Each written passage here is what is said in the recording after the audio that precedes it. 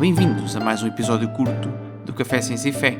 Hoje voltamos à nossa rúbrica dos cromos medievais, onde vemos vários exemplos de sábios medievais e da Idade Média que tiveram muita importância não apenas na preservação do conhecimento clássico, mas também no estabelecimento das bases para aquilo que mais tarde se veio tornar a ciência moderna. Ao longo desta rúbrica vamos ver vários exemplos e hoje, em particular, vamos ver o exemplo do Alcuino de York. Não se esqueçam de pôr gosto, subscrever e partilhar este podcast e deixar o vosso feedback através dos comentários. Esperemos que gostem.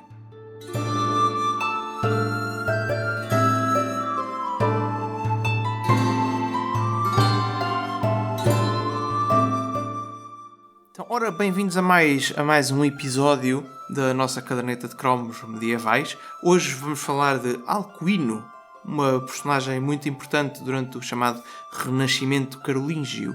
Mas o que é que foi isto do Renascimento Carolíngio, assim, em poucas palavras? No fundo, o Renascimento Carolíngio é um esforço do Carlos Magno de refundar em torno da sua corte uma cultura que depois marcou, obviamente, a história do Reino Franco, não é?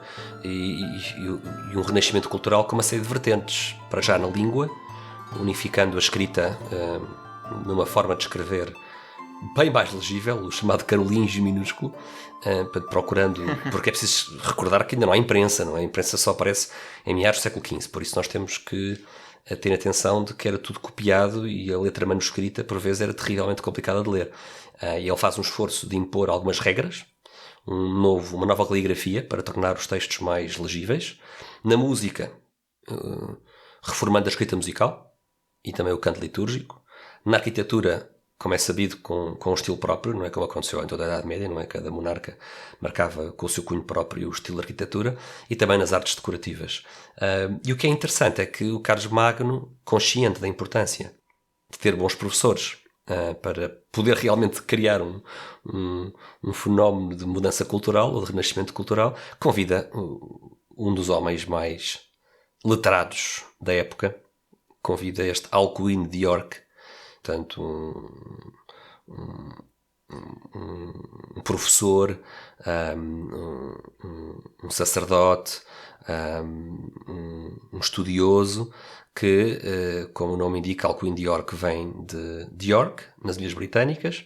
É lá que ele recebe a sua formação. Mais uma vez, como falámos em episódios anteriores, a formação dele é numa escola de catedral. Neste caso, ele aprendeu, foi formado na escola da Catedral de York, e a sua reputação era tal que este estrangeiro é convidado por Carlos Magno para ser o principal académico e professor da corte carolíngia.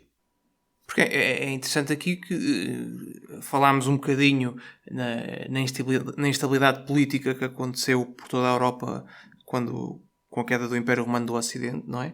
E aqui Carlos Magno acaba por ser um dos primeiros a fazer uma unificação política de uma quantidade bastante grande, de uma porção bastante grande da Europa, não é? Portanto, acaba por ter também, por conseguir criar as condições de estabilidade necessárias para tentar fazer tudo, para tentar investir bastante nesta parte cultural, não é? Porque quando estamos menos preocupados com as regras, com as guerras e com manter-nos vivos, não é?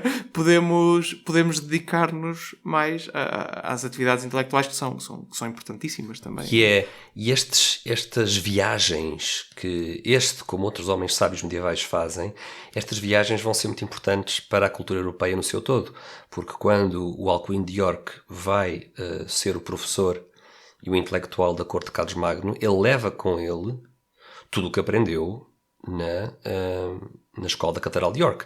Nomeadamente, vai trazer com ele o trivium e o quadrivium. Nós já falámos nestas disciplinas, e como elas foram importantes desde o fim do Império Romano, durante toda a Idade Média, e ele vai introduzir os textos de pedagogia do trivium e do quadrivium no ensino da corte carolíngia. E, nomeadamente, vai ser professor dos príncipes, professor dos filhos de Carlos Magno, e vai deixar uma herança intelectual importante. E reparar aqui que Alcuino, que estudou em York, acaba por beber da herança do Pois foi. cromo anterior, É verdade. venerável Beda, que levou para a Inglaterra estas matérias, estas ciências, não é? Acaba por ver um bocadinho daí. E tal era a importância que era dada ao conhecimento que o próprio imperador Carlos Magno quis ter o Alcuino como mestre para ele e para dois dos seus filhos, o Pepino e o Luís. Aqui uma curiosidade interessante é que destes filhos, portanto, o Pepino e o Luís foi o que viveu mais tempo e acabou por se tornar imperador. O Pepino acho que não durou muito porque foi feita em salada.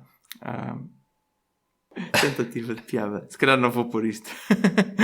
E há aqui um detalhe interessante também da vida do Alcuino de York, da sua influência benéfica na corte de Carlos Magno, que o Alcuino estava contra a política de Carlos Magno de forçar os pagãos a serem batizados sob ameaça de morte, porque o Alcuino ensinava que a fé é um ato livre da vontade humana, não pode ser forçada, e que deve-se apelar à consciência do pagão para o levar à conversão e não obrigá-lo pela violência. E não sabemos se foi devido a isto ou não, mas podemos perceber que esta influência benéfica foi sentida, porque a certa altura o Carlos Magno vai abolir a pena de morte para os pagãos, portanto vai deixar de impor este tipo de conversões forçadas. No fundo, este tipo de práticas seriam comuns do ponto de vista de um monarca medieval que queria impor uniformidade de crença no seu reino, não é?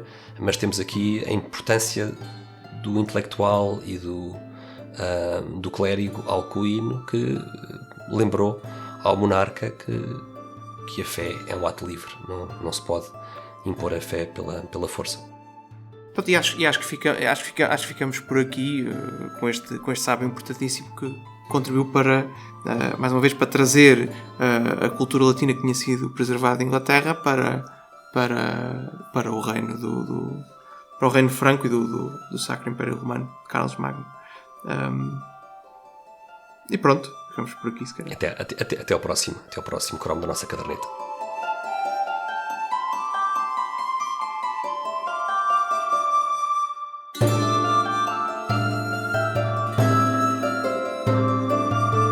Foi mais um dos nossos cromos medievais. Esperemos que tenham gostado deste episódio sobre Alcuino de York. Se o que têm visto no Café Ciência e Fé são temas que vos interessam, não se esqueçam de pôr gosto, comentar, partilhar. Tudo isto são maneiras de nos ajudarem a continuar este podcast.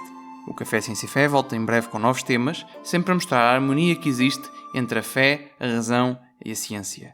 Até lá, fiquem bem.